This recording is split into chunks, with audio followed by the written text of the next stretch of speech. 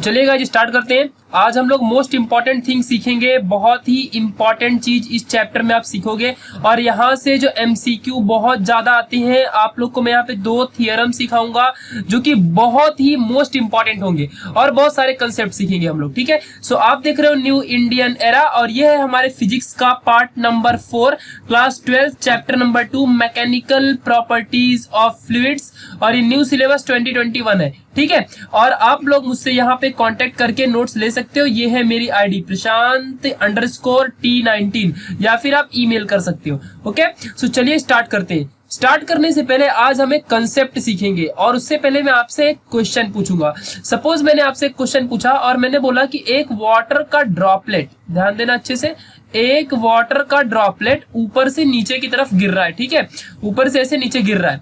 तो मैंने एक स्टेटमेंट बोली सपोज, या फिर मैंने आपको एक वर्ड बोला कि जब ऊपर से वाटर का ड्रॉपलेट नीचे बारिश के टाइम पे गिरता है, सो ये वाटर का ड्रॉपलेट का जो एरिया है, यानी कि जो वाटर ड्रॉपलेट का सरफेस एरिया है, ये डिक्रीज होता है। क्या होता है? ये डिक्रीज होता है, ठीक है। ये बात आपको ध्यान रखनी है। डिक्रीज होता है या फिर अपने आप को ये मेंटेन रखता है, ठीक है। या फिर सपोज इंक्रीज क्यों नहीं होता है? इंक्रीज तो बिल्कुल नहीं होता है, इस चीज को आपको याद रखना है, ठीक है। या तो डिक्रीज होगा या तो मैनेज या फिर इक्विलिब्रियम स्टेट में रहता है। सो ऐसा क्यों, ठीक है। या तो वो डिक्रीज होगा या तो मेंटेन या फिर मैनेज फॉर्म में रहेगा या तो फिर एकदम इक्विलिब्रियम कंडीशन में रहेगा। या तो ना इंक्रीज होगा ना डिक्रीज होगा और या तो फिर डिक्रीज होगा, ठीक है। दो में से एक पॉसिबिलिटी होती है। इंक्रीज कभी नहीं होता है, इंक्रीमेंट कभी नहीं होगा, ठीक है। ये बात आपको याद रखनी है। सो ऐसा क्यों? सो उससे पहले हम लोग एक चीज समझ लेते हैं। सपोज यहाँ पे आपके सामने एक कोई भी ग्लास वगैरह है और उस ग्लास में आपने नॉर्मल सा एक वाटर भर दिया, ठीक है। यहाँ पे आपने एक वाटर भरा, ठीक है, वाटर आपने नॉर्मली भर दिया, फिल कर दिया और ये है उसका सरफेस, ठीक है, ये है उसका सरफेस, ओके। नाउ अभी हम यहाँ पे समझते हैं। तो यहाँ पे वाटर के मॉलिक्यूल्स हैं, नीचे वाटर के मॉलिक्यूल्स और बहुत ज्यादा वाटर के मॉलिक्यूल्स हैं। ऊपर जो है वो एयर के मॉलिक्यूल्स हैं और बहुत ज्यादा एयर के मॉलिक्यूल्स ऊपर भी है, ठीक है। सो अब यहाँ पे हमको ये समझना है कि अभी जो अपना ये सरफेस पे, याद रखना अच्छे से, जो सरफेस पे वाटर के मॉलिक्यूल्स होंगे वो ऊपर की डायरेक्शन में जाएंगे या नीचे की डायरेक्शन में आएंगे, ये मुझे आप लोग को बताना है। सो सिंपल सी बात है, इसके पहले की वीडियो में हमने देखा था कि ये डिपेंड करता है कोहेसिव फोर्स के ऊपर। कौन से फोर्स के ऊपर? कोहेसिव फोर्स के ऊपर। इसके पहले की पार्ट में हमने पूरा अच्छे से देखा था, ठीक है। सो कोहेसिव फोर्स क्या होता था कि सेम मॉलिक्यूल्स के बीच का अट्रैक्शन, ठीक है। बट यहाँ पे क्या होगा, अभी देखो नीचे की तरफ जो यहाँ पे वाटर मॉलिक्यूल्स है, इनके बीच में जो फोर्स रहेगा वो कोहेसिव फोर्स होगा और जो ऊपर एयर का मॉलिक्यूल है और सरफेस पे जो वाटर का मॉलिक्यूल है, इसके बीच में अधेसिव फोर्स होगा। और ये जो फोर्स होता है ना, ये फोर्स डिपेंड करता है किसी भी सब्सटेंस के मॉलिक्यूल की डेंसिटी के ऊपर। डेंसिटी मतलब कि कितना अमाउंट है। तो यहाँ पे आप खुद ही बता दो मुझे कि यहाँ पे जो एयर है, यहाँ पे ज्यादा मॉलिक्यूल है किसी भी चीज के, फिलहाल एयर के ही होंगे, ठीक है। सो यहाँ पे ज्यादा मॉलिक्यूल है या फिर लिक्विड के नीचे? तो ऑब्वियस सी बात है भाई, एयर रैंडम होता है, यहाँ पे ज्यादा मॉलिक्यूल नहीं होंगे। अपने मॉलिक्यूल कहाँ होंगे? वाटर मॉलिक्यूल के पास ज्यादा होंगे। सो वाटर मॉलिक्यूल के पास अगर ज्यादा है तो वाटर मॉलिक्यूल का ही ज्यादा फोर्स होगा, कोहेसिव फोर्स। ज्यादा मॉलिक्यूल मतलब ज्यादा अट्रैक्शन, समझ है कि नहीं? इंटरमॉलिक्यूलर फोर्स ऑफ अट्रैक्शन ज्यादा होगा। और अगर ज्यादा इंटरमॉलिक्यूलर फोर्स ऑफ अट्रैक्शन है, सो जो सरफेस में जितने भी मॉलिक्यूल्स होंगे वो किस साइड जाएंगे? अंदर की तरफ जाएंगे, ना कि ऊपर की तरफ। समझ है कि नहीं? सो सारे के सारे मॉलिक्यूल्स डाउनवर्ड डायरेक्शन में क्या रहेंगे? एकदम ज्यादातर डाउनवर्ड डायरेक्शन में फ्लो होंगे। नहीं तो अगर ऐसा होता तो हम अगर ग्लास में जो वाटर भरते हैं ना यार, सो वो ग्लास का वाटर भरते ही ऊपर उड़ जाता। ऐसा नहीं होता है। ऐसा क्यों नहीं होता है? बिकॉज एयर के मॉलिक्यूल की जो डेंसिटी होती है वो लेस होती है as compare to the density of molecules of water और एनी फ्लूइड्स, ठीक है। सो ये चीजें आपको समझ के रखनी है, ठीक है। मतलब एयर की डेंसिटी बहुत कम होती है, बस इतना याद रखना। और इसीलिए जो कोहेसिव फोर्स होता है ये बहुत ही ज्यादा कहाँ होता है? फ्लूइड में, ना कि एयर के पास, ठीक है। इस चीज को आपको समझ के रखना है। सो यही बात यहाँ पे होगी। अब ये सपोज यहाँ पे जो वाटर का ड्रॉपलेट्स है, ये वाटर के ड्रॉपलेट्स में यहाँ पे मॉलिक्यूल्स है सरफेस में, और यहाँ पे जो प्रेशर है, जो फोर्स है, वो कौन सा प्रेशर होगा? एयर का होगा और अंदर फ्लूइड का होगा, ये अंदर वाला फ्लूइड का होगा।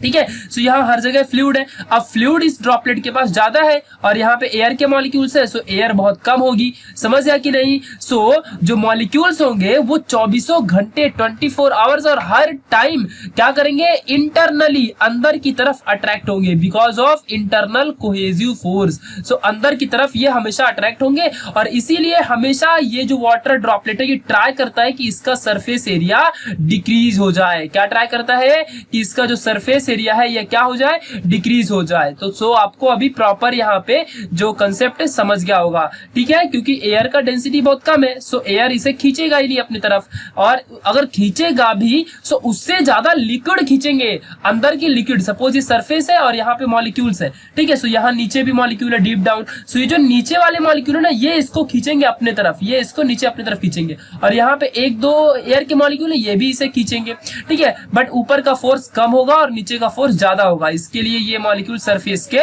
नीचे की तरफ आ जाएंगे, ठीक है। इसके लिए अंदर भी ड्रॉपलेट में क्या होगा, वाटर के मॉलिक्यूल इंटरनली ज्यादा अट्रैक्टेड होंगे। सो ये रीजन होता है कि जो सरफेस एरिया होती है किसी भी ड्रॉपलेट की वो डिक्रीज होती है या फिर बहुत ज्यादा छोटी सी होती है और हमेशा ट्राई करती है कि वो स्प्रेड ना हो, मतलब स्प्रेड नहीं होनी चाहिए, मतलब वो हमेशा एकदम राउंड शेप में या बबल शेप में हमेशा रहती है, क्योंकि वो चारों तरफ से ट्राई करती है कि सारे मॉलिक्यूल अंदर की तरफ अट्रैक्टेड रहें, और इसीलिए वो क्या होती है, राउंडेड होती है। समझ गया कि नहीं ये बात आपको, कि जो भी वाटर का ड्रॉपलेट है वो राउंडेड रहता है इसी रीजन से।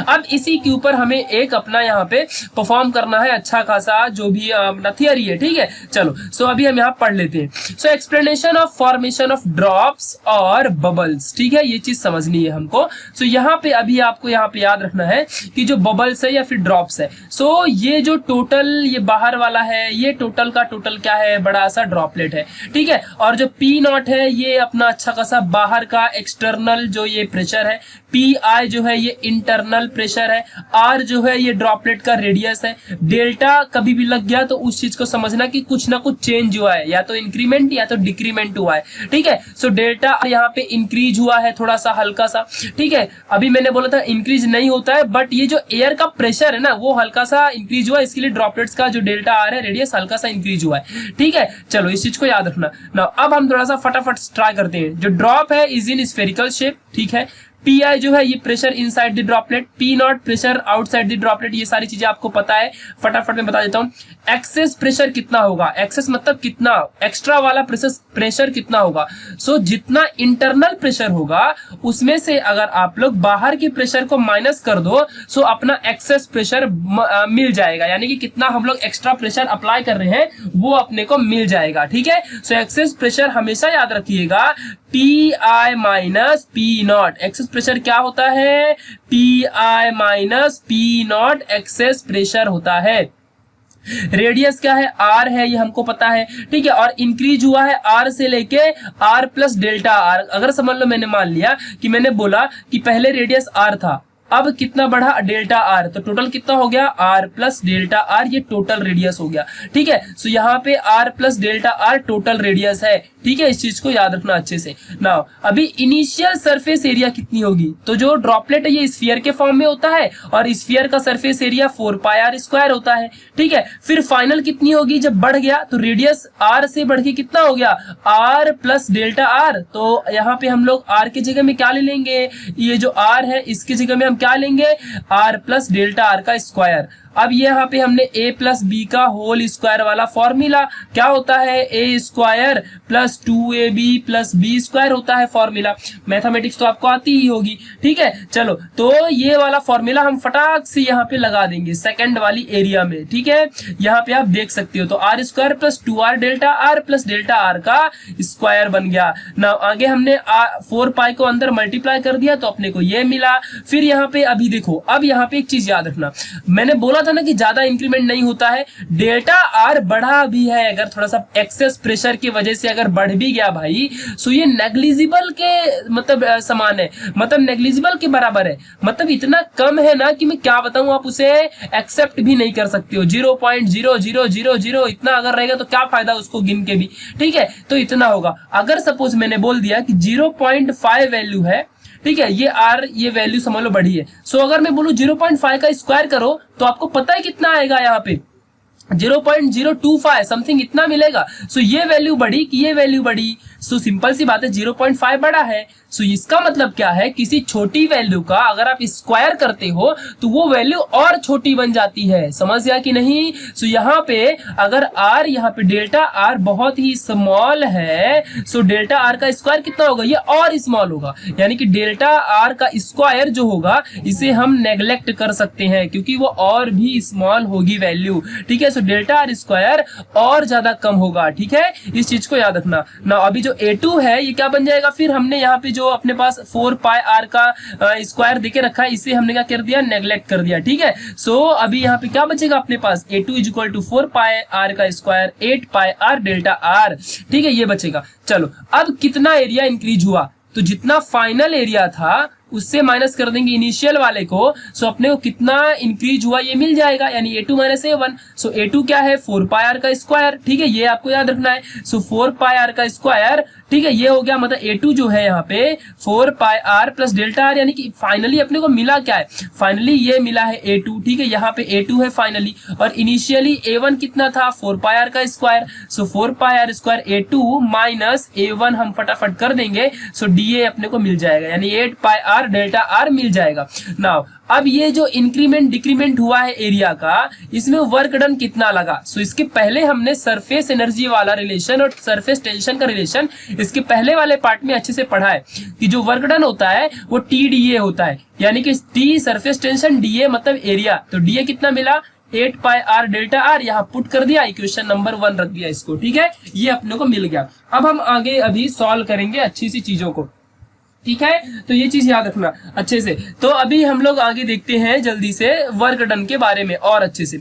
सो जो टोटल वर्क डन होता है ना, आपको फॉर्मूला पता होगा, work done is equal to force into displacement होता है। तो डिस्प्लेसमेंट क्या है, वही डेल्टा आर जितना चेंज हुआ है, यानी कि पहले ये आर से डेल्टा आर जो बढ़ा है यही डिस्प्लेसमेंट हुआ है ना।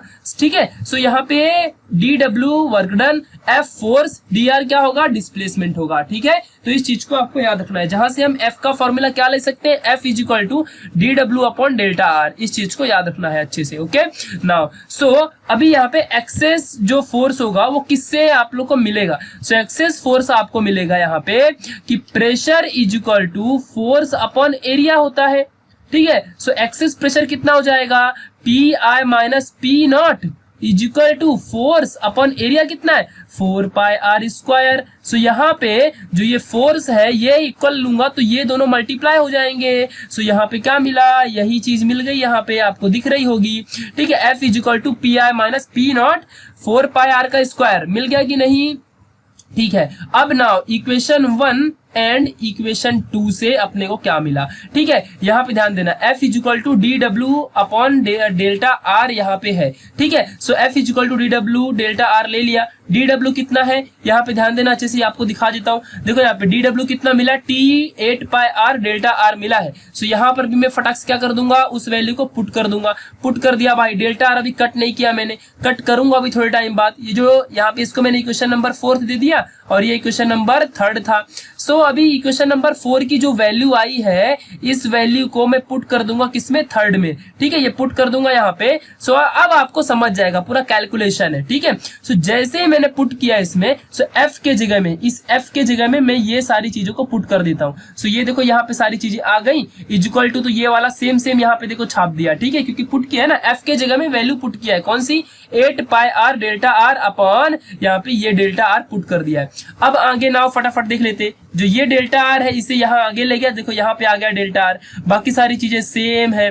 ठीक है, फिर आगे देखते हैं अभी यहाँ पे क्या होगा। अब हम लोग ने सिर्फ और सिर्फ PI माइनस P0 को रखा, बाकी इधर की सारी चीजों को जो 4 pi R square delta R इसको नीचे ला दिया। ठीक है, ये चीजें आपको समझनी है। अब जो जो कट रहे काट दिया, काटने के बाद क्या बचा, PI, ये यहाँ इस, अब आप किधर भी लिख सकते हो, आपके ऊपर है। तो यहाँ पे क्या बचेगा, T2 pi upon pi R बचेगा। फिर बाद में पाई पाई को भी काट दिया तो 2T अपॉन R बचा। यानी कि फाइनली जो एक्सेस प्रेशर था क्या मिला, PI minus PO is equal to 2T upon R। ये क्या है, excess pressure inside the droplet. जिस प्रेशर के वजह से ये हल्का सा डेल्टा आर इंक्रीज हुआ था, वही क्या है, वो डेल्टा 2T अपॉन R है। ठीक है, इस चीज को याद रखना। सपोज अगर मैंने बोल दिया कि मैंने बोथ दी साइड, यानी कि दोनों के दोनों साइड की सरफेस एरिया की बात की। सपोज ये ड्रॉपलेट है तो इन साइड वाला एक एरिया हो गया और एक आउटर एरिया हो गया, दो एरिया होगी ना। अगर मान लो यहाँ पे कोई भी ड्रॉपलेट है, ठीक है, ये एक ड्रॉपलेट है, सो इसका ये इनर एरिया हो गया, ये इसका आउटर एरिया हो गया। यहाँ पे दो सरफेस एरिया होंगे, तो मैं अगर दो सरफेस एरिया के लिए बात करूंगा सो क्या होगा, सो अपना आंसर यहाँ पे 4T आएगा। बिकॉज जो अपना DA रहेगा ना, वो 8 पाई R डेल्टा R सिर्फ नहीं रहेगा, वो 2 टाइम्स बन जाएगा। कैसे 2 टाइम्स बन जाएगा, तो यहाँ पे एकदम अच्छे से ध्यान दो। जैसे यहाँ पे DA आया था 8 पाई R डेल्टा R, सो वहां पे DA क्या बन जाएगा, 2 टाइम्स एरिया डबल बन जाएगा। भाई दोनों सरफेस एरिया के लिए हम लोग देखेंगे, ठीक है। सो यहाँ पे DA जो रहेगा ये 2 टाइम्स रहेगा। बस यही आपको याद रखना है, जो एरिया रहेगा वो दोनों तरफ के लिए हो जाएगा, 2 टाइम्स यहाँ पे बन जाएगा 8 पाई R डेल्टा R। बस यहाँ पे आपको पूरा याद करना है, यहाँ तक अच्छे से सॉल्व करना है 8 पाई R डेल्टा R तक। उसके बाद DA इज इक्वल टू लिखना है कि for the both the side of surface areas like inner and outer, so यहाँ पे 2 into 8 pi R delta R, फिर ये बन जाएगा 16 पाई R डेल्टा R। ठीक है, और फिर सॉल्व करते जाओ, सेम पुट करते जाओ, यहाँ पे आपको 4T अपॉन R मिलेगा। सो डायरेक्ट चाहो तो आप फॉर्मूला लर्न कर लो, या फिर आप सॉल्व करके खुद से, मुझे इतना तो आप खुद से कर सकते हो ना यार। सिर्फ DA को 2 ले लो और आप पूरे हर जगह सेम यहाँ से पूरा सॉल्व करो, ठीक है। बस यहाँ पे जो देख के रखा है ना, ये वाली चीजें है, मतलब यहाँ पे जो ये दिया है, ठीक है, यहाँ पे 8 पाई R डेल्टा R है, सो यहाँ पे 2 टाइम्स कर दो, बस पूरा का पूरा सॉल्यूशन आपको मिल जाएगा। पूरा का पूरा यहाँ पे आपको 4T अपॉन R मिल जाएगा। सो ये किस लिए था, ये बोथ दी साइड। अभी तक हमने सिर्फ एक साइड की बात की थी, अभी यहाँ पे आपको अगर दोनों साइड का चाहिए सो वो आपको मिल जाएगा अच्छे से, ठीक है। इस चीज को आप समझ के रखना। नाउ अभी हम देखते हैं आगे सॉल्यूशन। अब हम यहाँ पे मोस्ट इंपॉर्टेंट, आइंस्टाइन ने इसके ऊपर बहुत सारी चीजें दी हैं। आगे आज हम एक मजेदार चीज भी पढ़ने वाले हैं, ठीक है। आपको बड़ी मतलब मजा सा आएगा, ठीक है। चलो हम थोड़ा सा जोक भी देखेंगे, अच्छा सा जोक तो फिलहाल नहीं, ठीक है, मेरे लिए तो अच्छी बात है, मेरे लिए खुशी की बात होगी। चलो यहाँ पे देखते हैं कैपिलरी एक्शन। यहाँ पे थोड़ा सा आज पहले ये पढ़ते, फिर इसके बाद एक चीज पढ़ेंगे, ठीक है। आपसे ही पढ़वाऊंगा मैं उस चीज को, और आप पढ़ के दिखा देना तो मान जाऊंगा मैं। पढ़ लोगे बहुत लोग यार, बहुत सारे लोग को बहुत दिमाग है, ठीक है। सो कैपिलरी एक्शन के बारे में पहले समझते हैं भाई, कैपिलरी एक्शन क्या होता है। सो कभी आपने सीखा है कि दिवाली के टाइम पे जो हम लोग दिया जलाते हैं, ठीक है, जो भी अपने पास, यार मेरे को बनाने वगैरह तो आता नहीं है यार, पता नहीं कैसे। सो ये जो दिया जलती है ना, जो दिया हम लोग जलाते हैं, सो यहाँ से ऑयल जो होता है, ऑयल, ये ऑयल यहाँ से चल के और ऊपर तक जाता है, ठीक है। सो ये कैसे, मतलब जो दिया जल रही है ना, वो दिया में यानी कि जो विक होती है, विक यानी कि जो बाती होती है दिया की विक, उसमें कैसे ऑयल नीचे से ऊपर तक चढ़ के जाता है, ऐसा क्या होता है। सो वही है कैपिलरी एक्शन, यही चीज होती है। दूसरी बात, हम लोग जब कुछ भी चीजें लिखते हैं ना, यहाँ पे आपको अभी समझना है, बहुत सारी चीजें आपको समझनी है, ठीक है। आगे सारी चीजें समझोगे। जो पेपर होता है, पेपर जो होता है इंक एब्जॉर्ब कर लेता है, फिर लैंप में जो विक होती है वो ऑयल उसमें राइज होती है, ये सब कैसे होता है। सो यही चीजें समझनी, यही होता है कैपिलरी एक्शन। सो इसके बारे में अच्छे से थोड़ा सा पढ़ लेते हैं। सो कैपिलरी कुछ और नहीं, एक ट्यूब होती है। सपोज मैंने अच्छा, आपने बहुत ही अच्छे से नारियल पानी वाली जो ट्यूब होती है उसे, तो उसमें से नारियल पानी पिया होगा, वही ट्यूब कैपिलरी समझ लो। बट फिर भी कैपिलरी ग्लास की हम लोग यहाँ पे यूज करेंगे। ग्लास की कैपिलरी की मैं बात कर रहा हूँ, ग्लास वाली। ये दोनों साइड से ओपन रहेगी, दोनों साइड से अपनी ग्लास की जो कैपिलरी होगी ओपन रहेगी। आपने ये इंस्ट्रूमेंट देखा भी होगा अपने प्रैक्टिकल लैब्स में, ठीक है। सो ये होती है कैपिलरी, दोनों साइड से ओपन रहती है और बहुत पतली होती है, बहुत बहुत बहुत पतली, ग्लास की बनती है, ठीक है। सो यही चीज होती है कैपिलरी। चलो अब इसी के एक्शन से हम लोग बहुत सारी चीजें सीखेंगे। सो कैपिलरी क्या होता है, a tube having very fine bore like 1 mm का, बोर मतलब whole, end open at both ends is called as capillary tube. अब आपको समझ गया होगा, डेफिनेशन पूछता है व्हाट इज कैपिलरी ट्यूब, तो आपको बता देना है, ठीक है। अब इसके बारे में थोड़ा सा और समझते हैं। जब हम इस कैपिलरी ट्यूब को किसी भी समझ लो, मतलब अपने पास समझ लो ग्लास है यहाँ पे, और यहाँ पे हमने वाटर फिल कर दिया, वाटर। अब हमने यहाँ पे कैपिलरी को डिप किया। जब हम कैपिलरी को डिप करेंगे सो क्या होगा, हल्का सा वाटर इसके ऊपर चढ़ जाएगा, यहां तक वाटर आ जाता है। ठीक है, ये यहां तक वाटर आ जाता है, इस चीज को आपको समझ के रखना है। सपोज हाइट h तक वाटर गया, ठीक है, सो ये वाटर ऊपर की तरफ राइज होता है, ये हमको पता है। आप करके भी देख लो, चाहे ग्लास में अगर नहीं हुआ तो चैलेंज है, करके देख लो, होएगा। ठीक है, सो क्या होता है, जब भी कभी भी वाटर ग्लास कांटेक्ट होता है ना, सो यहाँ पे वाटर हमेशा राइज होता है कैपिलरी के अंदर। जब भी हम डिप करते हैं डुबाते हैं कैपिलरी को वाटर में, सो हल्का सा वाटर कैपिलरी के अंदर बढ़ जाता है। ठीक है, सपोज अगर यहाँ पे आपको दिखाता हूं मैं, अगर सपोज ये अपना सरफेस एरिया है, सो हल्का सा इससे ऊपर कैपिलरी में वाटर राइज होगा। सो ये कैसे पॉसिबल है यार, मतलब ऐसे कैसे हो जाता है। ठीक है, यही चीज है। और अगर यही आप मर्क्यूरी में डुबाओ ना इस ग्लास को, तो वाटर हल्का सा नीचे चला जाता है, यानी कि वही जो मर्क्यूरी होती है वो कुछ ऐसे बन जाएगा। यानी कि सपोज ये सरफेस है और ये आपका ग्लास था और आपने यहाँ पे डिप किया, ठीक है, डिप किया आपने यहाँ पे, सो अभी यहाँ पे क्या होगा, हल्का सा वाटर नीचे की तरफ आ जाएगा, ऐसे कुछ रहेगा। समझ गया कि नहीं? तो ये चीजों को आपको याद रखना अच्छे से। देखो मैं यहाँ पे आपको दिखाता हूँ अच्छे से, ठीक है, थोड़ा सा मेंटेन कीजिए, समझ जाएगा। ये देखिए कुछ ऐसे यहाँ पे हल्का सा ये सरफेस एरिया रहेगा ऊपर का, और हल्का सा वाटर डाउनवर्ड डायरेक्शन में आ गया, मतलब नीचे की तरफ वाटर आ जाएगा। कैपिलरी तो वैसे ही रहेगी, ये कैपिलरी है अपनी, बट जो वाटर होगा वो हल्का सा नीचे रहेगा, मतलब डाउनवर्ड में। और यहाँ पे क्या होगा, वाटर हल्का सा ऊपर बढ़ जाता है। ठीक है, सो ये एक्शन कैसे, मतलब मर्क्यूरी में ये क्यों, और यहाँ पे जो ये मतलब ग्लास वाटर है, वाटर में जो कैपिलरी होती है ये राइज क्यों होता है, और मर्क्यूरी डाउनवर्ड डायरेक्शन में फॉल क्यों होता है। ठीक है, ये सारी चीजें। सो इसी राइज एंड फॉल जो कैपिलरी का एक्शन है ना, ये कोई भी चीजें ऊपर, कभी कभी कैपिलरी में ऊपर की तरफ चले जाना, फिर कभी कभी नीचे की तरफ आ जाना, सो ये जो राइज एंड फॉल है, यही फेनोमेनन को हम कैपिलारिटी बोलते हैं। तो थोड़ा सा रीड कर लेते हैं। द फेनोमेनन ऑफ राइज और fall of a liquid inside capillary tube when it is dipped in the liquid is called as capillarity. यानी कि जो राइज एंड फॉल का ये जो फेनोमेनन है, ठीक है, यही फेनोमेनन क्या है, कैपिलारिटी कहलाता है। किसी भी जब भी हम डिप करते हैं, सो ये क्या कहलाता है, कैपिलारिटी कहलाता है। इस चीज को आपको याद रखना है। ठीक है, चलो अब इसके एक्शंस को हम अच्छे से समझते हैं, बहुत ही मजा आएगा पढ़ने में। थोड़ा सा समझ लेते हैं अच्छे से।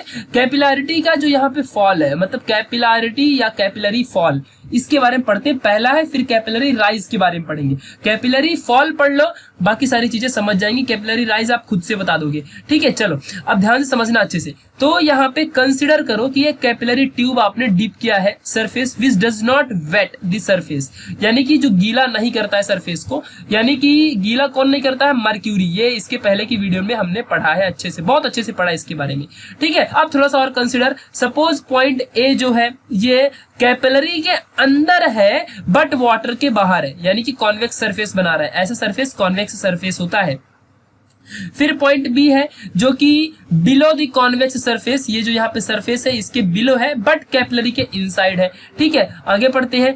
जो पॉइंट सी है, कंसीडर करो कि just above the plane surface, plane surface के ये ऊपर है point C, but outside the capillary है, कैपिलरी के एकदम बाहर है, देख सकते हो आप लोग। फिर पॉइंट जो डी है, ये just below plane surface, plane surface ये जो है अपना इसके नीचे है प्लेन सरफेस के, but outside the capillary and below the point C, point C के जस्ट नीचे। ठीक है, ये बात आपको याद रखना है। इसका मतलब क्या है कि जो पॉइंट सी है और पॉइंट डी इक्वल में है। ठीक है, और जो पॉइंट बी और डी है ये भी इक्वल में है। जो पॉइंट सी है और पॉइंट ए है ये इक्वल में है। क्या क्या इक्वल है ये आप समझ सकते हो, हाँ, बट पॉइंट ए और बी इक्वल नहीं है। वाई? बिकॉज पॉइंट बी जो यहाँ पे रहेगा वो, मतलब मैं प्रेशर की बात कर रहा हूँ, प्रेशर, हाँ, यहाँ पे मैं प्रेशर की बात कर रहा हूँ। यानी कि जो पॉइंट सी और ए में प्रेशर होगा वो इक्वल होगा। फिर जो पॉइंट सी और यहाँ पे डी में होगा ये मोस्टली इक्वल होगा, बट क्योंकि सेम प्लेन है, याद रखना अच्छे से। बट यहाँ पे जो, हाँ, और पॉइंट डी है, पॉइंट बी में भी इक्वल होगा, बट पॉइंट ए और बी में इक्वल नहीं होगा। वाई? क्योंकि यहाँ पे आप बोलोगे सी और डी में इक्वल है तो ए और बी में भी इक्वल होना चाहिए, बट यहाँ पे हल्का सा जो लिक्विड है ये ऊपर राइज हो गया है, बिकॉज यहाँ पे प्रेशर थोड़ा अनबैलेंस है, इसीलिए ए और बी में इक्वल नहीं होगा। ये इक्वल पॉइंट नहीं है क्योंकि ए पॉइंट बाहर है, बी पॉइंट अंदर है। दूसरी बात, जो कैपिलरी के अंदर ही है, अगर ऐसा इन्वायरमेंट में होता तो यहाँ पे जरूर हो सकता है कि प्रेशर सेम हो, बट यहाँ प्रेशर सेम नहीं होगा ए बी का, बाकी सारे सेम होंगे। तो चलो इसी चीज को थोड़ा सा पढ़ लेते हैं। कंसिडर करो कि P A, P B, P D, P C ये सब के सब प्रेशर है at the point A B C D. ठीक है, ये चीज समझ लो। फिर अभी ऑब्जर्वेशन से हमको क्या समझा कि जो पीबी है वो ग्रेटर है पीए से, यानी कि जो पीबी होगा ये ज्यादा बड़ा है पीए से। वाई, ऐसा क्यों? क्योंकि हमको पता है भाई, इसके पहले हमने पढ़ा था टॉरिसेलीज, यहाँ पे जो अपना वॉल्यूम था, यहाँ पे क्या क्रिएट होगा? टॉरिसेलीज वॉल्यूम। बट वो किसके लिए था? वैक्यूम वाली जो होती है ना, वैक्यूम, उसके लिए, जब यहाँ से ऊपर से क्लोज होता। बट ये ओपन है, फिर भी अगर ओपन है तो यहाँ पे फिर क्या है? एयर है, वैक्यूम नहीं होगा अगर ऊपर से ओपन है तो यहाँ पे एयर आएगी। और जब एयर है भाई, और फिर ये तो लिक्विड है, तो लिक्विड में तो ज्यादा प्रेशर होता है ना, और एयर में कम प्रेशर होता है, तो इसीलिए पॉइंट बी में ज्यादा प्रेशर होगा, पॉइंट ए में कम प्रेशर होगा। सो ये वाला कंडीशन है। ठीक है, नेक्स्ट वाली कंडीशन यहाँ पे देख लो, ए और सी के लिए। So P A and P C क्या होंगे? इक्वल होंगे, मतलब ए और सी अभी बताया इक्वल होंगे। Why? Because same horizontal condition में है, सेम लेवल में पॉइंट है। ठीक है, ये चीज हो गई। फिर आगे बढ़ते हैं कि जो surface is plane at surface C and D, जो सी है और यहाँ पे जो डी है, इनके लिए भी सरफेस क्या है? एग्जैक्टली यहाँ पे सेम है। So P C is equal to P D, ये भी इक्वल होगा। आगे समझते हैं। सो फ्रॉम इक्वेशन नंबर 1, अब यहाँ पे थोड़ा सा आप लॉजिक लगा लो यार मैथ्स वाला, कि जब पी सी इक्वल है पी डी के, किसके इक्वल है? पीसी इक्वल है पीडी के, और पीसी यहाँ पे और किसके इक्वल है? पीए के। इसका मतलब क्या है कि पीए भी किसके इक्वल होगा? पीडी के भी, और पीए ऑलरेडी यहाँ से मिला है कि पीसी के तो इक्वल है ही है, तो यानी कि ये इक्वेशन करेक्ट बन गया आपको, यानी कि PC is equal to PD is equal to PA हो जाएगा। ये चीज तो आपको समझ गई। ठीक है, बट यहाँ पे क्या है? PB is always greater than PD, यानी कि जो पीबी होगा ये पीडी से ज्यादा होगा। Why? Because point B is inside the capillary, और इनसाइड द कैपिलरी यहाँ पे क्या है? जो वाटर या फिर जो भी मर्क्यूरी है इसका लेवल बहुत ज्यादा है, इसीलिए तो जो लिक्विड है ये ऊपर बढ़ गया ना कैपिलरी में, इसीलिए तो बी का प्रेशर बहुत ज्यादा है, नीचे से ऊपर के लिए प्रेशर बहुत ज्यादा है कैपिलरी के अंदर, इसीलिए पॉइंट बी यहाँ पे देखो हल्का सा ऊपर बढ़ गया है, यानी कि जो अपना यहाँ पे लिक्विड है हल्का सा राइज हुआ है। ठीक है, इसीलिए तो राइज हुआ है ना, क्योंकि ये ऊपर बढ़ गया है। अगर बढ़ता नहीं सो कोई टेंशन नहीं होती, तब तो डी के बराबर ये इक्वल प्लेन में ही सारी चीजें होती। ठीक है, तो ये चीजें आपको समझनी है। बट इसीलिए जो पॉइंट बी एंड डी है are at the same horizontal plane, but जो बी पॉइंट है और डी पॉइंट है वो सेम हॉरिजॉन्टल प्लेन में है। ये तो इक्वल होना चाहिए था, ये तो नाइंसाफी है, क्योंकि यहाँ पे फिर जैसे ए और सी अगर इक्वल हो सकता है सो डी और बी को भी इक्वल होना चाहिए था, बट यहाँ पे बी का प्रेशर हल्का सा ज्यादा है, इसके लिए यहाँ पे कैपिलरी का एक्शन राइज हुआ है, यानी कि कैपिलरी के अंदर हल्का सा लिक्विड मटेरियल एक्स्ट्रा बढ़ गया है, और इसने पीबी इक्वल टू पीडी वाले रूल को फॉलो नहीं किया, क्योंकि यहाँ पे पीबी क्या हो गया? अब PB is always greater than PD. ठीक है, इसीलिए हमेशा प्रेशर को मेंटेन रखने के लिए चारों तरफ जो हल्का सा कैपिलरी के अंदर वाटर या लिक्विड जो भी चीज है, ड्रॉप्स है, वो हल्का सा क्या होगा? इंक्रीज हुआ है। ठीक है, और बाकी जो प्रेशर है वो सेम रहेगा एवरीवेयर। ठीक है, सो प्रेशर को एवरीवेयर सेम रखने के लिए, यानी पॉइंट बी पे अगर ज्यादा प्रेशर है और डी पे कम है सो ये नाइंसाफी है, बी पे भी ज्यादा होना चाहिए, तो इसीलिए सेम प्रेशर करने के लिए लिक्विड मटेरियल हल्का सा ऊपर उठ जाएगा और प्रेशर सेम हो जाएगा। ठीक है, भले पॉइंट हल्का सा ऊपर चला जाए उससे फर्क नहीं पड़ता है। ठीक है, उसी प्रेशर को बैलेंस करने के लिए लिक्विड मटेरियल हल्का सा ऊपर चला गया। ठीक है, तो यहाँ पे आपको थोड़ा सा ध्यान देना है, बट ऊपर तो गया है, बट क्या होना चाहिए था? हल्का सा लिक्विड मटेरियल नीचे आना चाहिए ना। प्रॉब्लम तो यही है कि यहाँ पे जो लिक्विड मटेरियल है वो हल्का सा नीचे आना चाहिए, क्योंकि ये मर्क्यूरी है, ये वेट नहीं करता है। सो यहाँ पे प्रेशर को बैलेंस करने के लिए, अब आप देख सकते हो प्रेशर को बैलेंस करने के लिए मर्क्यूरी में क्या होता है? जो कैपिलरी के अंदर लिक्विड होता है वो डाउनवर्ड डायरेक्शन में फॉल होता है। ठीक है, इस चीज को आपको याद रखना है, और बाकी चीजें तो ऊपर रहेंगी, बट कैपिलरी के अंदर जो चीज होगी वो हल्का सा फॉल होगी। आप चाहो तो ये एक्सपेरिमेंट अगर आपके घर में मर्क्यूरी है तो कर लो। ठीक है, ऐसे ही होता है, जो मतलब अपने पास कैपिलरी होगी उसके अंदर का लिक्विड मटेरियल डाउनवर्ड चला जाएगा और बाकी का जो चीज होगी वो ऊपर ही रहेगी। ठीक है, सो ये होता है बिकॉज ए और सी का प्रेशर इक्वल था, सी और डी का प्रेशर इक्वल था, बट यहाँ पे बी और डी का भी इक्वल होना चाहिए, बट बी में क्या था? हल्का सा प्रेशर ज्यादा था। सो ये प्रॉब्लम वाली बात है, इसीलिए प्रेशर को सेम एवरीवेयर यानी हर जगह मेंटेन करने के लिए पॉइंट बी हल्का सा डाउनवर्ड डायरेक्शन में आ गया। सो ये पूरा का पूरा प्रेशर यहाँ पे मेंटेन हो गया। ठीक है, ये चीज आपको याद रखना है। सिमिलरली यहाँ पर भी यही सेम कंडीशन कैपिलरी राइज में, कि कैपिलरी का एक्शन ऊपर देखो बढ़ गया है, पहले सेम लेवल में था। सो ऐसा क्यों हुआ, ठीक है। तो सेम चीज यहाँ पर भी सी और ए इक्वल है, फिर ठीक है यहाँ पे सी और डी इक्वल है, और जो डी और बी है ये सेम इक्वल पॉइंट में है, ठीक है। सो कंडीशन ये आई है कि जो प्रेशर है यहाँ पे एकदम बैलेंस नहीं है। आपको एक चीज समझ के रखना चाहिए कि ये कैपिलरी है, ए कैपिलरी के अंदर है और सी कैपिलरी के बाहर है। कितना भी होगा ए का प्रेशर जो होगा कम होगा सी के अकॉर्डिंग। सी में एयर का प्रेशर ज्यादा होगा, ए में जो एयर का प्रेशर होगा वो हल्का कम होगा। सो इस प्रेशर को मेंटेन करने के लिए हम प्रेशर कैपिलरी में नीचे से ऊपर के लिए ज्यादा अप्लाई करेंगे। जब हम ज्यादा अप्लाई करेंगे तो हल्का सा यहां से जो वाटर होगा वो राइज होगा, और इसी एक्शन को हम कैपिलरी राइज एक्शन बोलते हैं, ठीक है। इस चीज को आपको समझना है, बस डायग्राम आप अच्छे से पढ़ लो, बाकी कोई टेंशन नहीं है। फॉर्मूला तो अभी मैं बताऊंगा, मतलब आप बोल रहे हो कि ये सब कैसे हो रहा है, तो अभी मैं आपको इसका प्रूफ देता हूं, ठीक है। चलो तो आप उस फॉर्मूले के थ्रू अपने आप सब सॉल्व कर लोगे, ठीक है।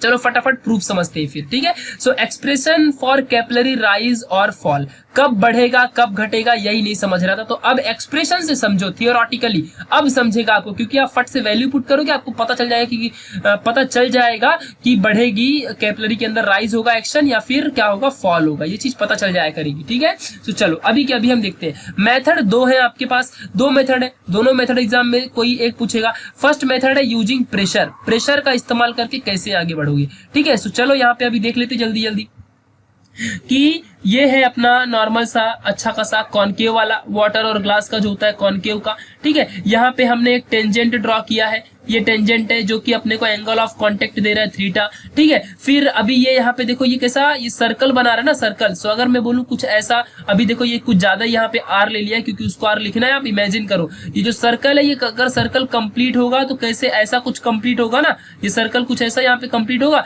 सो इसका सेंटर यहाँ पे आएगा, यानी कि ये रेडियस कैपिटल आर। फिर ये जो अपने पास कैपिलरी है वो भी राउंड फॉर्म में है, ऐसे राउंड फॉर्म में है, ठीक है, राउंड है सिलेंडर के फॉर्म में। सो उसका भी तो कुछ ना कुछ रेडियस होगा, तो स्मॉल आर कैपिलरी का रेडियस और जो कैपिटल आर है उसके अंदर जो वाटर हुआ उसका रेडियस, और जो थीटा है यहाँ पे ये क्या है अपना एंगल ऑफ कांटेक्ट। अब आपको सारी चीजें समझ गई है। चलो तो अब हम फटाफट देख लेते हैं एक चीज कि यहाँ पे जो प्रेशर है ड्यू टू लिक्विड कॉलम, ये विद हाइट h ये जो है ये हमेशा इक्वल किसके इक्वल होना चाहिए, इक्वल टू प्रेशर डिफरेंस। हमेशा ये कितना प्रेशर में डिफरेंस कितना है, प्रेशर में बाहर के और अंदर के जो अपना कैपिलरी है उसके बाहर के प्रेशर में और उसके अंदर के प्रेशर में कितना डिफरेंस है, ये चीजों को इक्वेट करना चाहिए जो यहाँ पे ये लिक्विड कॉलम का प्रेशर है, ठीक है। सो यानी कि मेरे बोलने का मतलब क्या है ये चीज, ठीक है, यानी कि जो अपना प्रेशर डिफरेंस यानी P I minus P not ये इक्वल होना चाहिए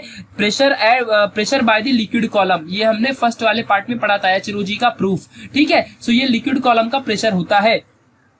सो H rho G is equal to, और अभी अभी हमने क्या प्रूफ किया था कि P I is equal to P I minus P nought क्या होता है 2t अपॉन आर। सो हमने यहाँ पे पुट कर दिया और अपने को बना लिया इक्वेशन नंबर 1। ये सारी चीजें आ गई। वेयर यहाँ पे जो अपना थीटा है आर है वो क्या है radius of capillary tube, theta क्या है एंगल ऑफ कॉन्टेक्ट, ठीक है, ये चीजें समझ के रखना। और जो रेडियस ऑफ कर्वेचर है आर ऑफ द मिनिस्कस, ये जो यहाँ पे मिनिस्कस फॉर्म हुआ है इस मिनिस्कस का जो रेडियस है वो आर है, ठीक है, ये चीज याद रखना आप लोग।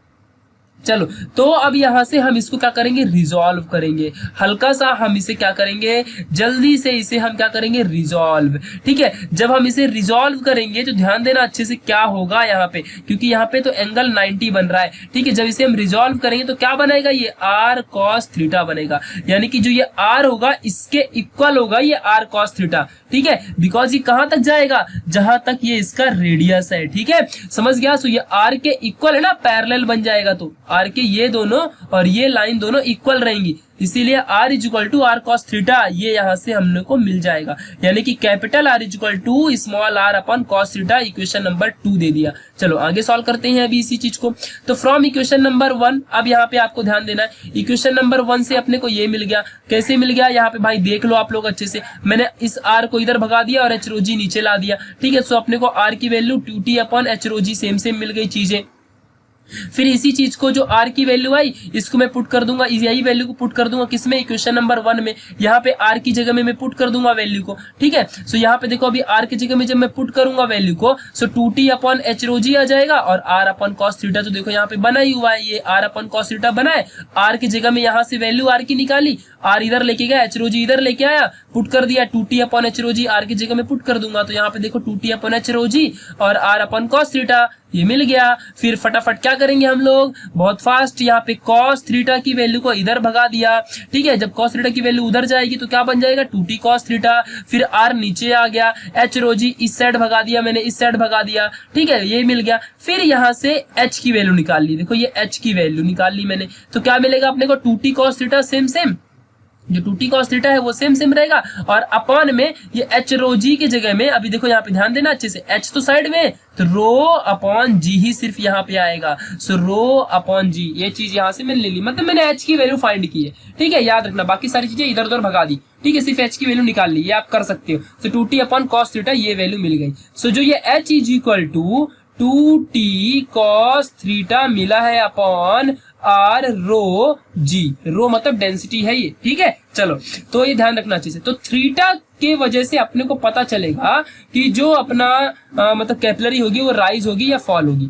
चलो तो अब यहाँ पे ध्यान देना, अगर थीटा की वैल्यू 90 से ज्यादा आई, 90 से अगर थीटा की वैल्यू ज्यादा आई, इसका मतलब एंगल क्या होगा, ऑब्ट्यूस एंगल होगा। और ऑब्ट्यूस एंगल किसका होता है, कॉन्वेक्स मिनिस्कस का, किसका होता है, कॉन्वेक्स मिनिस्कस, इसके पहले वाली वीडियो में हमने पढ़ा है कॉन्वेक्स मिनिस्कस। और जो कॉन्वेक्स मिनिस्कस होता है ये किसका होता है, मर्क्यूरी के लिए होता है।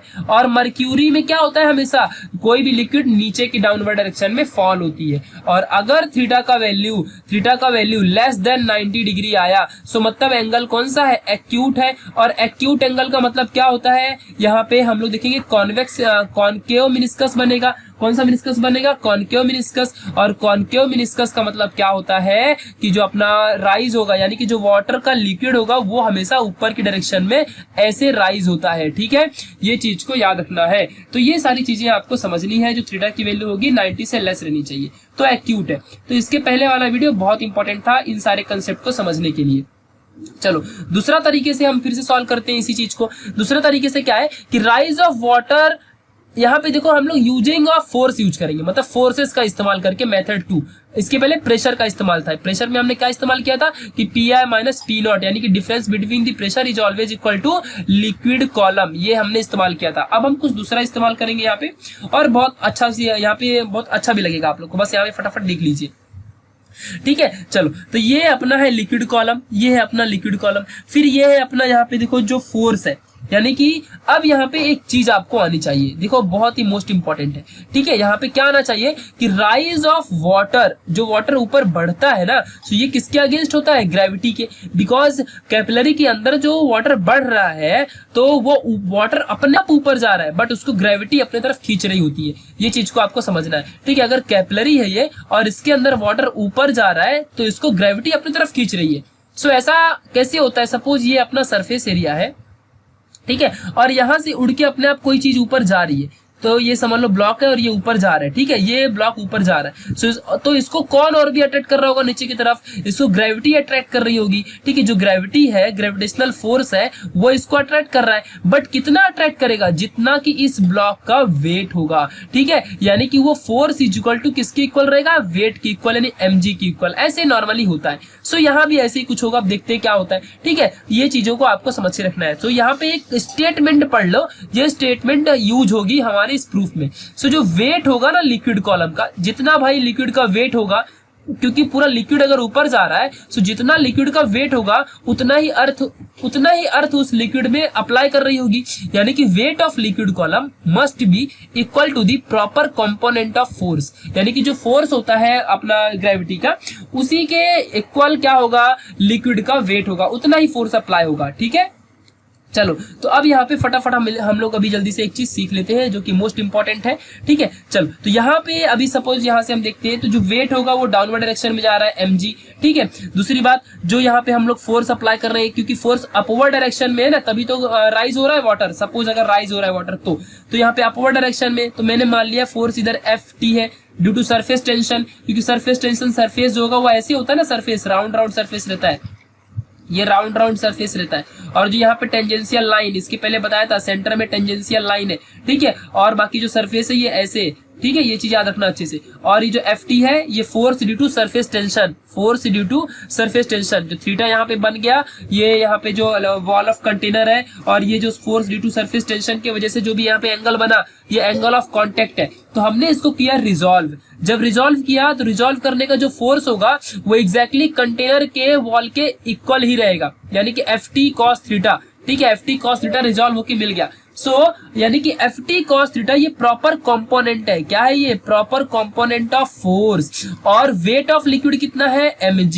ठीक है, इस चीज को याद रखना, यानी कि Ft cos theta is equal to mg, ये होगा अपना मेन इक्वेशन। अब यहाँ से हम m की वैल्यू निकालेंगे, सारी चीजें हम यहाँ से सॉल्व करेंगे और अपने को मिलते रहेगा आगे चल के। ठीक है, सो यही अपनी मेन चीज होगी, इस चीज को याद रखना। चलो अब हम करते हैं सॉल्व। ठीक है, सो लेंथ ऑफ जो सर्कल है कैपिलरी का वो 2πr, बिकॉज सर्कुलर फॉर्म में है ये पूरा का पूरा, और जब ये सर्कुलर फॉर्म में है सो 2πr सर्कल का सरकमफरेंस और उतना ही लेंथ होगा।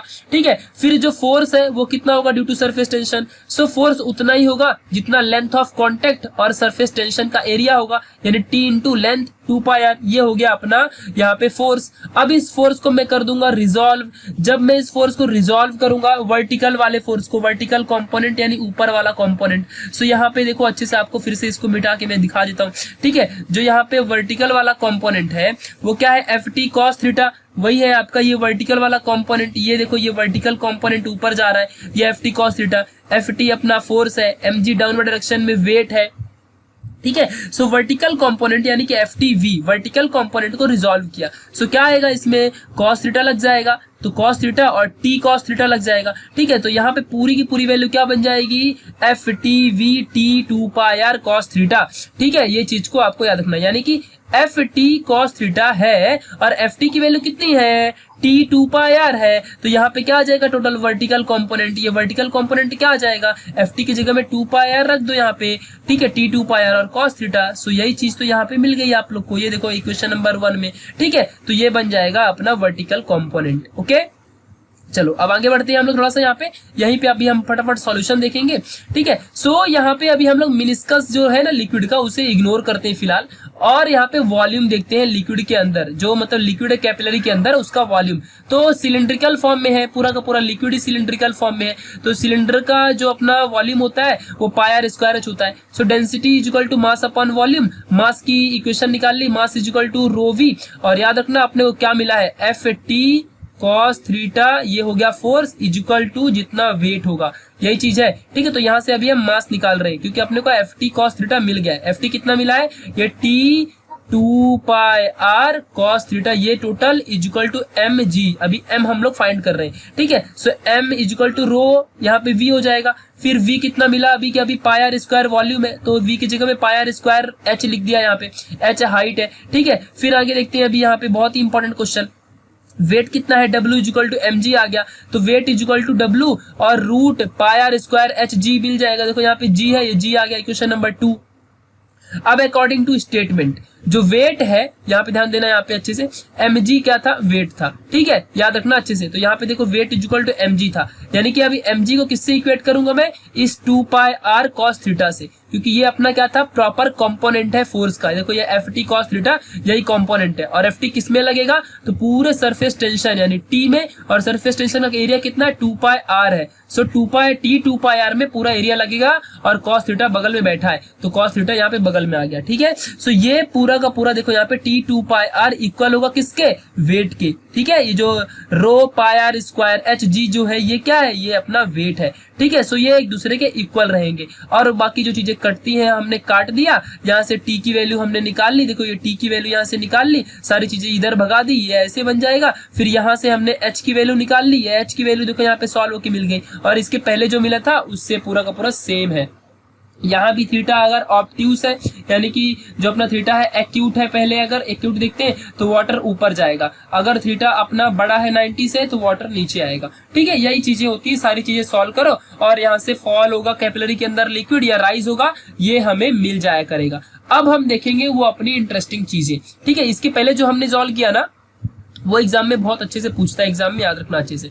नाउ ये जो आइंस्टाइन था ना, इन्होंने सबसे पहले इसे पब्लिश किया था, इस कैपिलैरिटी वाले एक्शन को, इसके ऊपर इन्होंने एक आर्टिकल लिखा था और ये पब्लिश हुआ था जर्मन लैंग्वेज में और इन 1901। ठीक है, और इसका नाम था टाइटल मुझे पढ़ के आप लोग दिखाना, मैं ना पढ़ रहा इसको। ठीक है, और इसका मीनिंग होता है conclusion drawn from the phenomenon of capillarity. और मेरे लिए जो हंसने की ये जो जोक की बात थी ये वाली थी। ठीक है, इसे आप पढ़ लेना। ठीक है, कैपिलैरिटी टैट सैर जो भी पढ़ना पढ़ लेना। ठीक है, मेरे को क्या करना है, फॉलेज जो भी है। ठीक है, मैं ना पढ़ रहा, मेरे को जर्मन नहीं आती। ठीक है, चलो याद रखना चीज, जिसको आती है पढ़े, नहीं आती मत पढ़ो। ठीक है, चलो यही था थोड़ा सा जोक टाइप का। ठीक है, साइंस वाले जोक ऐसे ही करते। चलो तो यहाँ पे अभी हम लोग next topic fluid in motion पढ़ने वाले हैं कि भाई जो फ्लूइड है वो मोशन करेगा। सो यहाँ पे मोस्ट इंपॉर्टेंट थिंग जो आपको पढ़ना है, ये चीज पढ़ना है कि फिजिक्स का एक ब्रांच होता है, हाइड्रोस्टैटिक की बात नहीं कर रहा हूँ। हाइड्रोस्टैटिक क्या होता है कि it is the branch of physics which deals with the fluid at rest, यानी कि जो फ्लूइड रेस्ट में होता है उसकी स्टडी जब हम करते हैं तो हम उसे क्या बोलते हैं, हाइड्रोस्टैटिक। बट अभी हम हाइड्रोडायनेमिक की बात कर रहे हैं। इसका मतलब क्या है कि the branch of physics which deals with the study of properties of fluids in motion. ये मोस्ट इंपॉर्टेंट पॉइंट है कि जब कोई भी चीज मोशन में होती है फ्लूइड, तब हम जब उसकी स्टडी करते हैं उस ब्रांच को हाइड्रोडायनेमिक्स बोलते हैं।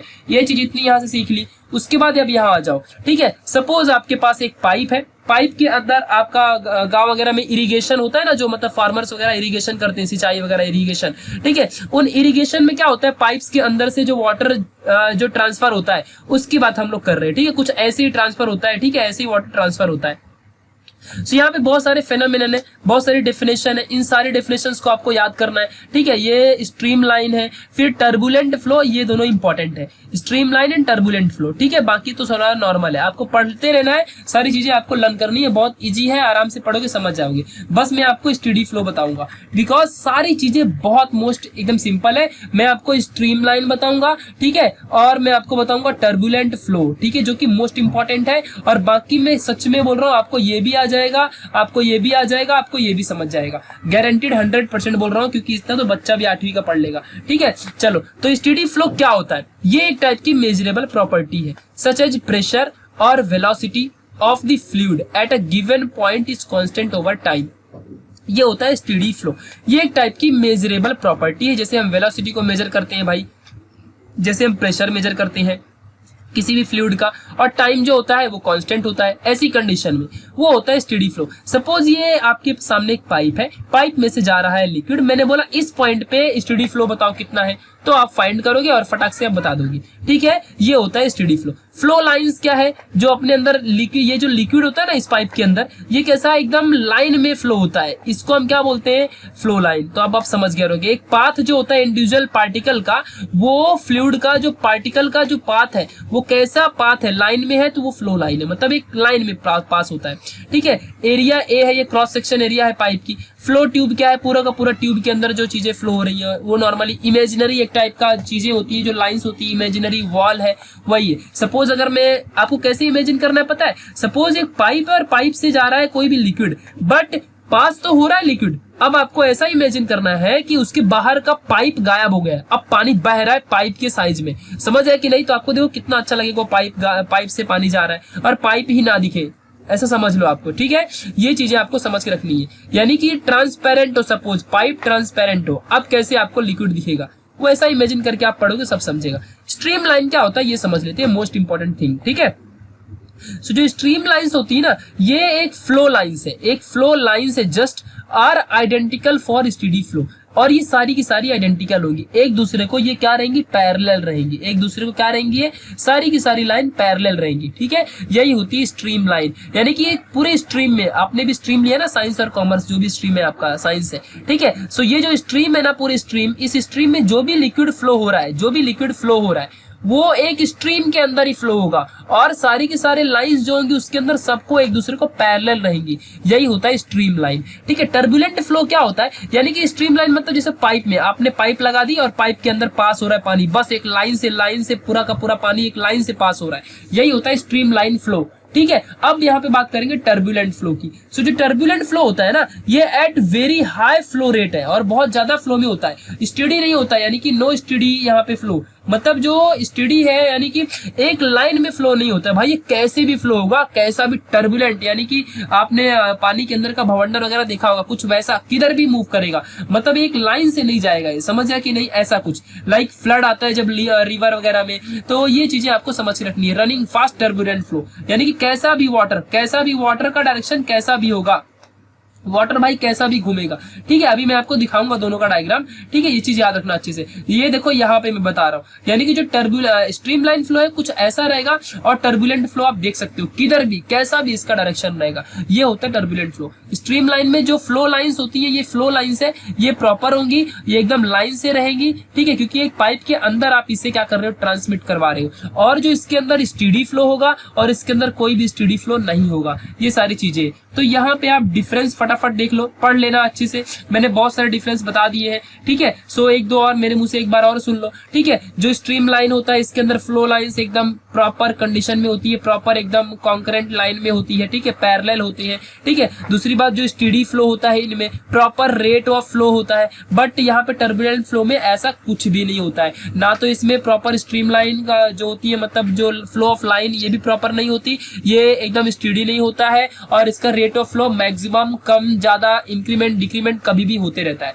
ठीक है, सो ये होता है टर्बुलेंट फ्लो जो कि रिवर वगैरह में आता है, और ये हम घर में पाइप वगैरह में जो होती है ना वहां पे यूज करते हैं। सो ये हो गया फ्लूइड मोशन। तो इन्हीं की स्टडी को हम क्या बोलते हैं, हाइड्रोडायनेमिक्स बोलते हैं। क्या बोलते हैं, हाइड्रोडायनेमिक्स। इस वर्ड को ब्रेक करो ना यार, हाइड्रो मतलब क्या होता है, नॉर्मली फ्लूइड, या फिर मोस्टली हम वाटर को यूज करते हैं। डायनेमिक्स मतलब क्या होती है, डायनेमिक्स मतलब वो चीज जिसमें आप फोर्स लगा के किसी चीज को मोशन में ला दो, फोर्स लगा के मोशन में ला दो, यानी कि डायनेमिक्स एक ऐसी चीज है जहां जहां भी फोर्स की वजह से मोशन लगता हो उसे क्या बोलते हैं हम लोग, नॉर्मली डायनेमिक्स बोलते हैं। और इसी का एक अपोजिट होता है काइनेमेटिक्स, एक चीज होती है काइनेमेटिक्स, जिसमें ना हम लोग क्या करते हैं, जल्दी फोर्स को कंसीडर करते ही नहीं है, मतलब ऑटोमेटिकली फ्लो होना, मतलब फोर्स कंसीडर नहीं होता है, बाकी सारी चीजें कंसीडर होंगी, बस इतनी चीज याद रखना। लाइक काइनेमेटिकल इक्वेशन आपने तो देखा ही रहेगा ना, v² = u² + 2as वाला, ऐसे समझ लो आपने देखा रहेगा, u² + 2as। तो यहाँ पे देखो ये काइनेमेटिकल इक्वेशन है, बट कहीं फोर्स आपको दिख रहा है, ऐसे और देख लो, s = ut + 1/2at का स्क्वायर, यहाँ कहीं आपको दिख रहा है, v = u + at, आपको यहाँ कहीं दिख रहा है फोर्स, नहीं दिखता है। तो ये फिलहाल काइनेमेटिक की स्टडी होती है, ये यहाँ मत जाओ, ये आपको डिग्री वगैरह मिलेगा, पढ़ने की कोई जरूरत नहीं है भाई ये। ठीक है, डायनेमिक्स भी अभी मत देखो, डिग्री में जाओगे तभी आपको समझेगा। ठीक है, बस इतना याद रखो, hydrodynamics, hydro means water, dynamics means flow, जिसमें फोर्स अप्लाई होता है, बस खत्म कहानी। ठीक है, चलो अब हम एक लास्ट यहाँ पे बहुत मोस्ट इंपॉर्टेंट यहाँ पे विस्कोसिटी में अभी हम जाने वाले हैं, बट विस्कोसिटी से पहले एक चीज समझ लेते हैं। ये नाम सुन के विस्कोसिटी आपको थोड़ा सा हार्ड लगता होगा और बोलोगे सुना है, केमिस्ट्री में 11th में सुना होगा। ठीक है, अच्छी बात है, सुने रहो, मेरा क्या करना है, बट एक इंपॉर्टेंट थिंग कि आप समझ के रखो हर एक चीज को। ठीक है, so critical velocity and Reynolds number, ये क्या होता है। ठीक है, रेनॉल्ड्स नंबर एक ऐसा नंबर है जो बताता है स्ट्रीम लाइन और टर्बुलेंट फ्लो के कैरेक्टरिस्टिक्स के बारे में, पॉसिबिलिटीज के बारे में। ठीक है, ये चीज याद रखना। चलो तो अब हम यहाँ पे देख लेते हैं फटाफट critical velocity and Reynolds number के बारे में। सो ये क्या, द फ्लो ऑफ फ्लूइड, पहली बात, the flow of fluid whether stream line और turbulent is differentiated on the basis of velocity of flow. अब आपको समझ गया होगा क्या चीज है, सिंपल सी बात है कि जो या तो स्ट्रीम लाइन फ्लो होगा या तो टर्बुलेंट फ्लो होगा, ये दोनों डिफरेंशिएट होते हैं on the basis of speed of flow. ठीक है, अगर स्पीड ज्यादा है टर्बुलेंट फ्लो है, अगर स्पीड कम है तो ये क्या है, स्ट्रीम लाइन फ्लो है। ठीक है, बट यहाँ पे एक चीज याद रखना, अगर कोई भी फ्लो का सेम एग्जैक्ट डायरेक्शन है, फ्लो ऑफ लाइन सेम है, स्टीडी फ्लो है तो स्ट्रीम लाइन है, क्योंकि भाई स्ट्रीम लाइन वाले का भी पाइप के अंदर तो पानी बहुत फास्ट घूम सकता है ना, मतलब आगे फ्लो कर सकता है। बट यहाँ पे कंडीशन और है, या तो वो फ्लो लाइन उसका एकदम सिमिलर है, पैरेलल होना चाहिए, वो फ्लो जो होगा वो स्टीडी फ्लो होना चाहिए, ठीक है। जो उसका रेट ऑफ फ्लो है वो एकदम कांस्टेंट होना चाहिए, मतलब अगर आप 10 के मीटर पर सेकंड स्पीड से भगा रहे हो सो वो उतना ही होना चाहिए, कम ज्यादा नहीं होना चाहिए। सो वो क्या है, अपना स्ट्रीम लाइन फ्लो है, ठीक है। बट अगर ये सब कुछ भी नहीं है तो वो क्या है, टर्बुलेंट फ्लो है। सो यही क्रिटिकल वेलोसिटी होती है, यही डिफाइन करता है क्रिटिकल वेलोसिटी, ठीक है। वही वेलोसिटी क्रिटिकल वेलोसिटी होती है जिस वेलोसिटी से हम किसी की स्ट्रीमलाइन फ्लो या टर्बुलेंट फ्लो में डिफरेंशिएट कर सकते हैं, वही वेलोसिटी क्या होती है, क्रिटिकल वेलोसिटी होती है, ठीक है।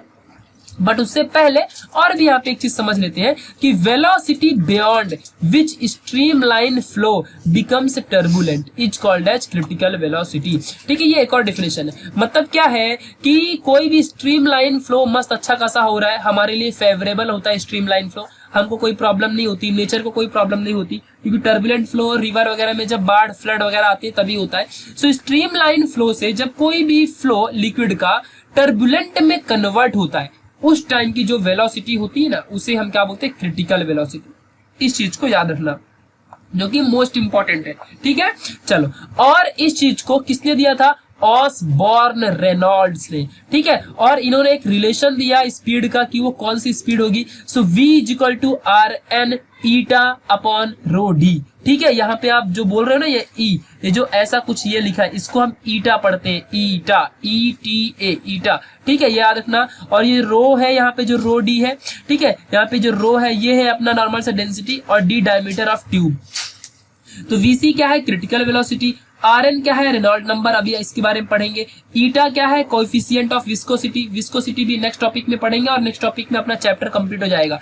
यहाँ पे डेंसिटी ऑफ फ्लूइड, ये जो यहाँ पे डी है ये डायमीटर ऑफ ट्यूब, यानी किसी ट्यूब में अगर आप फ्लो कर रहे हो और फ्लो करते करते वो कन्वर्ट हो गई टर्बुलेंट में, ठीक है। तो पहले तो भाई ट्यूब में ही फ्लो हो रहा था तो वो चीज देखनी पड़ेगी। फिर यहाँ से इसी हम लोग रिलेशन से क्या करने, देखो आप बोलना मत ये कहाँ से आया, इसको रेनॉल्ड्स ने दिया है, मैं रोनाल्डो बोल दे रहा हूँ, रेनॉल्ड्स ने दिया है, ठीक है, याद रखना अच्छे से। सो यहाँ पे RN क्या है, रेनॉल्ड्स नंबर, और ये अपने को इक्वेशन मिल जाएगा, ठीक है। ये एक जस्ट एक मतलब ऑब्जर्वेशन था, जिन्होंने रेनॉल्ड्स ने इसका प्रूफ दिया, अभी नहीं, आपको डिग्री में इसका प्रूफ मिलेगा, ठीक है, या फिर केमिस्ट्री में होगा तो मैं नहीं जानता हूँ, ठीक है। चलो, तो अगर आपके सिलेबस में आया तो मैं बताऊंगा, क्योंकि इसके पहले के सिलेबस में तो ये नहीं था, ठीक है। चलो, तो जो रेनॉल्ड है यहाँ पे, रेनॉल्ड ये वाला यहाँ पे RN अपॉन या रोडी ये आपको मिल जाएगा, ये डिग्री में आपको इसका पूरा है प्रॉपर।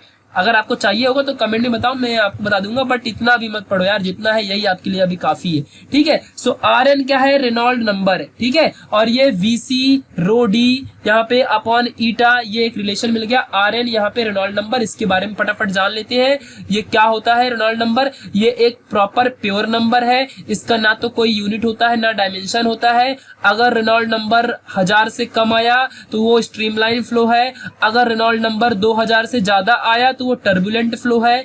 बट अगर रेनॉल्ड नंबर 1000 से ज्यादा और 2000 से बीच में आया सो फ्लूइड बिकम्स अनस्टेडी। अनस्टेडी मतलब क्या होता है कि वो टर्बुलेंट बन रहा है, समझ गया कि नहीं, क्योंकि अगर स्टेडी होता तो क्या होता, स्ट्रीमलाइन होता, समझ गया कि नहीं, याद रखना अच्छे से। सो मतलब ये एक ऐसा एरिया है जब 1000 से ज्यादा अपना रेनॉल्ड नंबर हो जाता है और 2000 से कम हो जाता है। सो हम इस चीज को ऐसा भी कंसीडर करते हैं कि अपना फ्लूइड स्ट्रीमलाइन से कन्वर्ट होके टर्बुलेंट में जा रहा है, समझ गया कि नहीं। ऐसा क्यों, क्योंकि देखो 1000 से ज्यादा है और 2000 से हल्का सा कम है, बट मतलब ये 1000 से कम होगा तो स्ट्रीमलाइन होता है ना, मतलब अगर 1000 से कम है तो स्ट्रीमलाइन है, सिंपल सी बात है। आप 1000 से ज्यादा बढ़ रहा है यानी कि अपना जो फ्लूइड का फ्लो है वो हल्का हल्का टर्बुलेंट बन रहा है, ये हम ऐसा मानते हैं, क्योंकि सिंपल सी बात है, अगर कम होगा तो ही स्ट्रीमलाइन है 1000 से, बट 1000 से यहाँ ज्यादा है, ठीक है, और 2000 से कम है, बट 1000 से तो ज्यादा है ना, इस यहाँ पे देखो ज्यादा देके रखा है, इक्वल नहीं दिया है, ज्यादा है। सो इसके लिए कौन सा यहाँ पे क्या कंडीशन दिखा रहा है कि ये स्ट्रीमलाइन से हल्का हल्का कन्वर्ट ट्रांसफॉर्म हो रहा है टर्बुलेंट में, ठीक है। सो ये सारी चीजें थी रेनॉल्ड नंबर के बारे में। एक दो बार इस वीडियो को देखोगे जरूर समझ जाएगा, भाई फिजिक्स है, थोड़ा तो समझना पड़ता है, टाइम लगाना पड़ता है, ठीक है। एक दो बार वीडियो को वॉच करनी पड़ती है, वॉच करो और आपको पक्का 100% समझेगा, क्योंकि कॉलेज की टीचर तो एक ही बार खोल के जाएंगे उनसे आपको एक ही बार देख सकते हो। यहाँ पे वीडियो आपके लिए 1000 बार क्या 2000 बार देख सकते हो, ठीक है। जितना टर्बुलेंट फ्लो की स्पीड होती है 2000 से ज्यादा, उससे भी ज्यादा बार आप यहाँ पे देख सकते हो। आपकी मर्जी जितने बार देखना है, जितने बार में आपको समझ जाए, आपकी कैपेसिटी, ठीक है। So thank you for watching this video. मिलेंगे नेक्स्ट वाली वीडियो में, तब तक के लिए बाय। और शेयर सब्सक्राइब करना बिल्कुल भी नहीं भूलेगा। वीडियो पसंद आया हो तो थम्स अप जरूर कर दीजिएगा, चाहे जो भी हो जाए, ठीक है। ये जो बटन है ना ऐसा, इसको जरूर दबा दीजिएगा। ये तो मेरे को आता ही नहीं बनाने, क्या कर दिया मैंने, ठीक है। चलो मिलेंगे नेक्स्ट वीडियो में, तब तक के लिए बाय।